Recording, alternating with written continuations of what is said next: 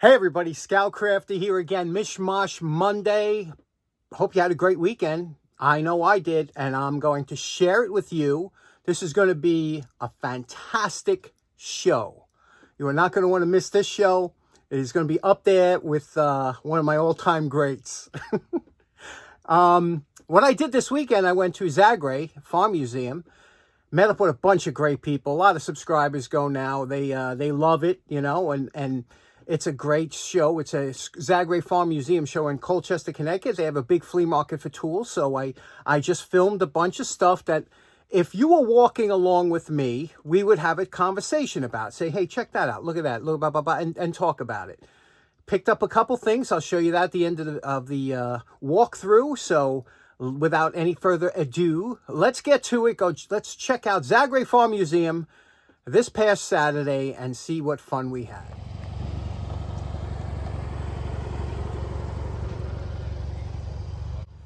Now our first stop always is Bob's. Bob is here with his white truck, and he has a few tables, nothing more than 50 or 75 cents, just the best tables ever. And there's always lots of people hovered around. Here you have his 25-cent wrench table, and everything winds up at 25 cents by halfway through the day. So whether it's wrenches, screwdrivers, everything's a quarter. You just fill up a bucket, and you're good to go.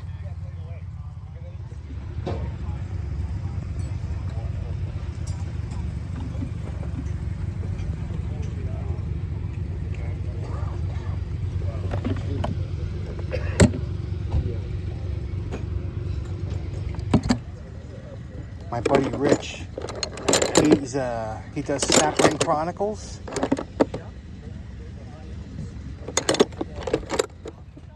There's Don and his wife. They're at Bob's table, and after that, we'll go walking around. But the weather was beautiful that day. It was a little overcast in the morning. The sun came out, but it was nice, 70 degrees. Got a little warmer in the afternoon.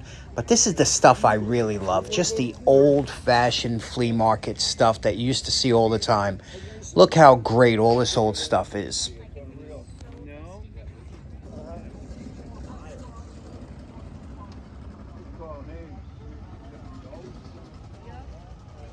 Now, I've always wanted one of these old Texaco tanker trucks, but the prices on these have gotten a little bit crazy.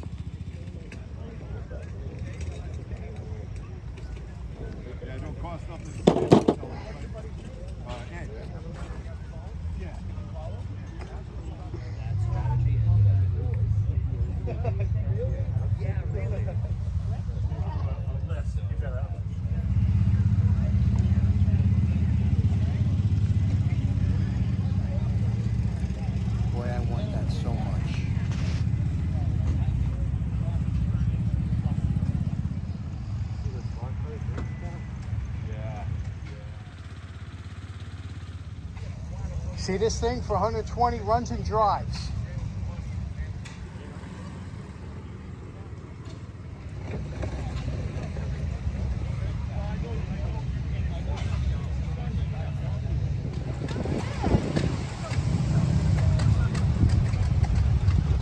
One of the best buys at the show for $20, this 1800s table clock. I have a couple of these that I used to restore.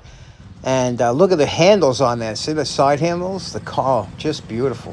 What stuff you see over here?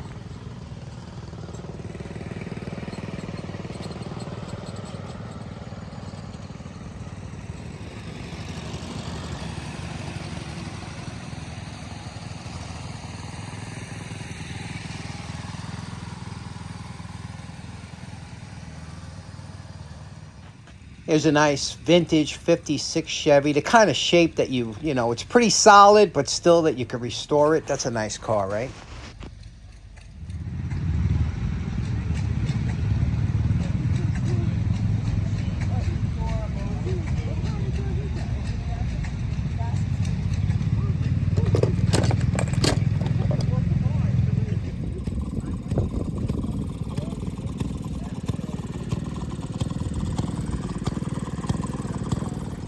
Just cost $1.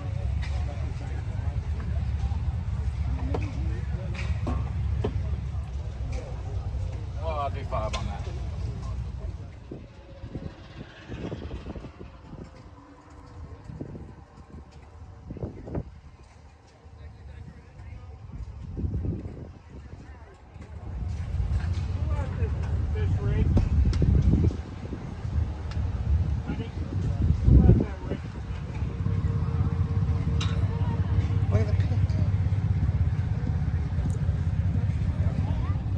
Now, what is that thing standing on its side next to the jack? I should have asked what it is. It's really interesting, but I didn't ask.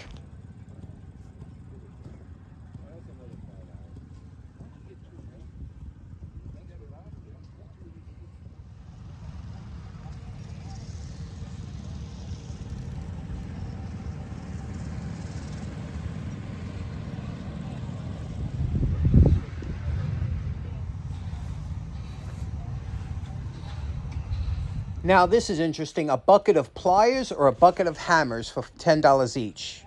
Keep your neighbors out of your yard. We're trying to figure out, is it...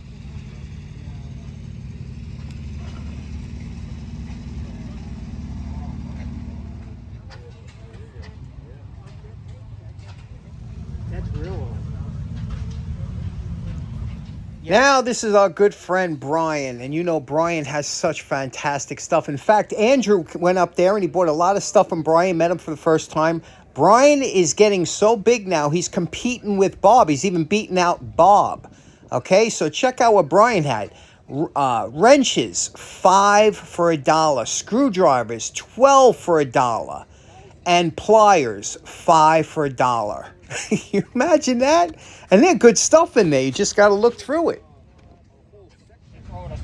First it was somebody would take it from them. Then they started with the basket. And then they went to the plate. Here was an interesting item that Brian told me about. The guy was giving it away for free. It's some kind of vintage electric engraver. It worked almost like a spot welder kind of. You hooked it up to a ground on it, and it worked on metal, and that's what it did. So, but the guy was giving it away for free. Well over the years. Oh, it's beautiful.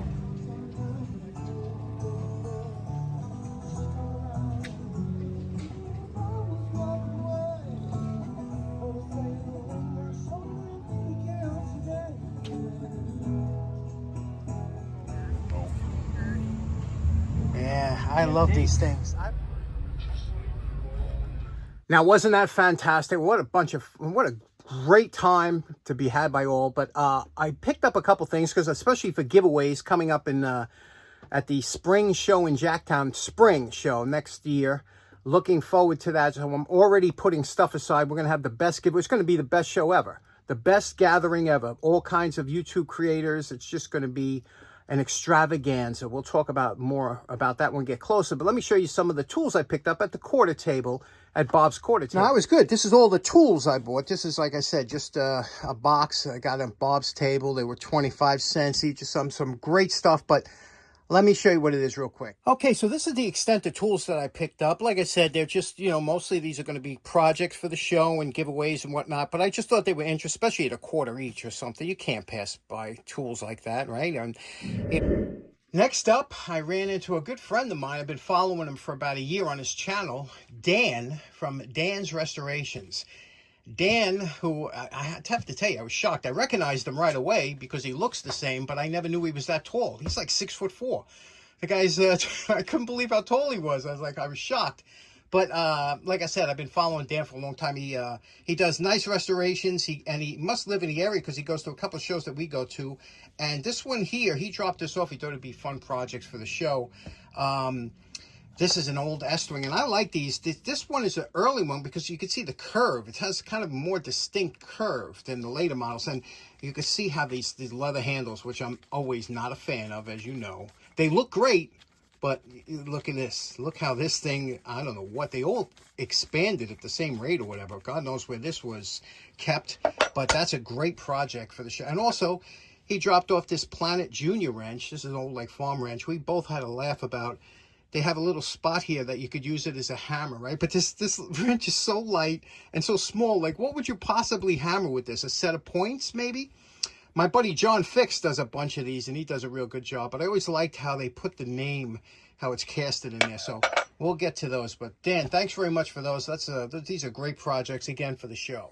Next up, I picked up this beautiful Rain King sprinkler. You see this Rain King sprinkler? This is a model G1. And this is a real throwback to the days when people used to have sprinklers on their lawn. And look at this beautiful, I love this because it's like kind of an asymmetrical, where most sprinklers have some kind of symmetry. This one is totally different. I never seen this model before, but now I see it's pretty popular as I looked it up on eBay and whatnot. And it's got a couple interesting features. I wouldn't have gotten this if it wasn't for my buddy Ken, who, shout out to Ken, saw him at the show. And Ken, I was like, the guy had a table that a lot of his stuff was expensive, so I didn't ask. But I said, I like that sprinkler, but I'm not going to ask. Ken went up right away and asked how much, and the guy said 15. So for $15, I went back and bought it. I thought this is the cat's pajamas, and it has some interesting features. Let me show you. Like I said, I always liked vintage and antique sprinklers, especially as kids. You know, there's always such good memories with a sprinkler. I'm not talking about the pop-up ones in the lawn that wind up getting you wet because they pop those plastic piece of junk. I'm talking about an old-fashioned sprinkler that used to have a hose attached to it when you were a kid. And they were the wand types that went back and forth, and there were the ones that the whirligig type, and there was the ones that made, and they all had their sound attached to them, right? Some of them went, you know, they had different, everything had personality back then. And I tell you, we would, as kids, we'd watch sprinklers. How about running through sprinklers as a young kid, you know, or whatever, trying not to get, there was always a joyous feeling about old sprinklers. And Rain King, I think they were based out of Chicago. They made some really nice ones because they were all like brass and they were all cast. They were well made. And you can see here, this thing, look, it looks like it still works the way it was when it was built. There's no grinding noise, it's just the way they made them was so nice. And this is the feature I was talking about that I don't understand. Let me show you what Ken and I were talking about it because we couldn't figure it out. But you see this little spinning thing here? Well, apparently when the water comes up here, there's a little pinhole here, and that pinhole hits this spinning thing and must disperse the water so that when this one is wetting the area away from the sprinkler, this thing will wet the area in the general local vicinity of the sprinkler, keeping a better coverage. So what do you say we go outside, plug this in, and see if we can have our own sprinkler moment? Now, what's interesting is that high power, this is actually slows it down, but gives a farther spray. So at high power, you get a farther spray, but a slower rotation. Let me turn the power of the hose down a little bit and see what happens.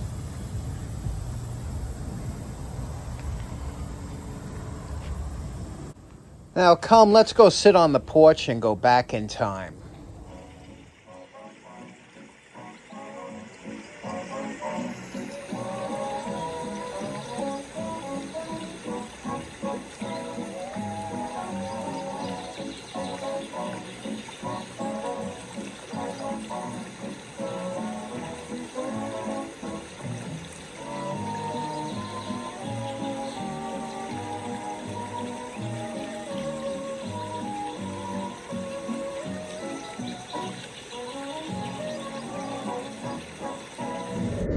Okay, last up, this was the biggest purchase I made. I paid $55 for this item.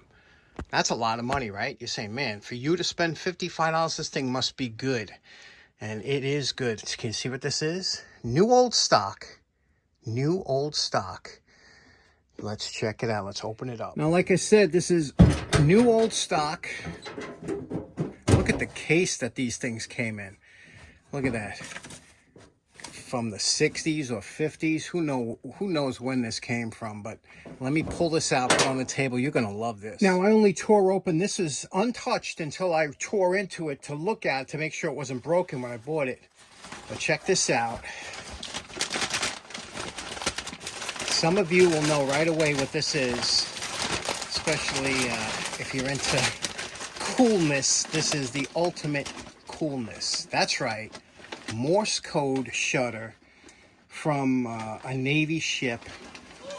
I'm embarrassed to say this is the only one I have, but these things go for big money, and this one's new old stock. Let's show you how it works. Now, these were made by the Curtis Lighting Company out of Chicago.